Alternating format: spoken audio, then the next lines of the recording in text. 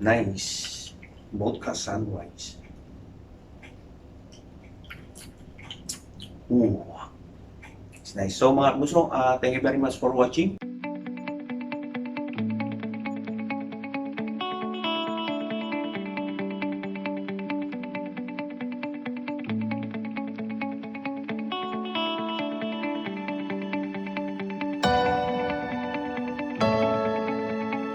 Good evening mga kabunso, and welcome back to my YouTube channel. Mga kabunso, my name is Edwin and I'm your bartender. So mga kabunso, for tonight, I'm gonna show you how to make the vodka sunrise. So as usual, is only basic. So for the vodka sunrise, you need this vodka. And mga kabunso, any kind of vodka you can use. It's, don't worry. And grenadine syrup and fresh orange juice. So let's start for the vodka sunrise. Let's do it. So first step mga kabunso, orange juice, 120 ml of orange juice, 120 ml of orange juice, 60 and 60, and then vodka. Vodka is 60 ml also for the vodka, 60 ml of vodka. I'm also using this Smirnoff vodka. It's nice vodka. And of course, some ice.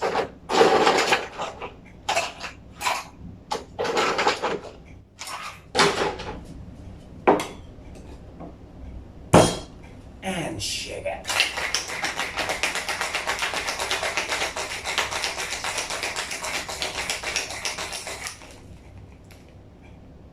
And of course, almost done. So also, I prepare also this my Pilsner glass.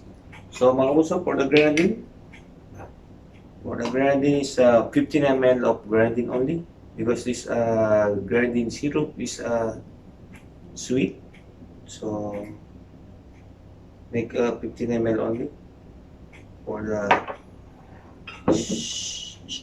syrup. So full of ice.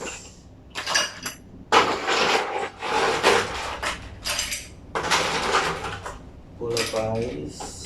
Yes, also look at that. And almost done. So fill up. See, also look at that. Is burn nice. Exactly. No more, no less. Exactly. And then for the, you can see, and make a stir slowly.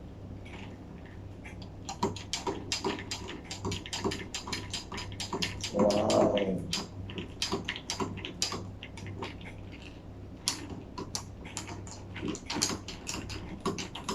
This one you should make you are in the beach and you can see the sunrise. Wow. Wow, look at that. It's nice. And then for the garnish mga kabuso, of course, orange. I will make orange meat for the garnish.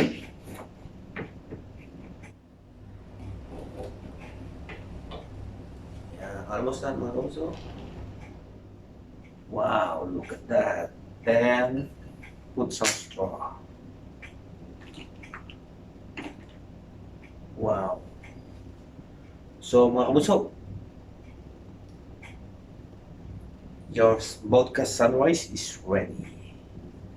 So mga kabuso, thank you very much for watching, and don't forget to like and subscribe my YouTube channel, and don't forget to share. And as usual mga kabuso, this is my favorite time, tasting time. Cheers!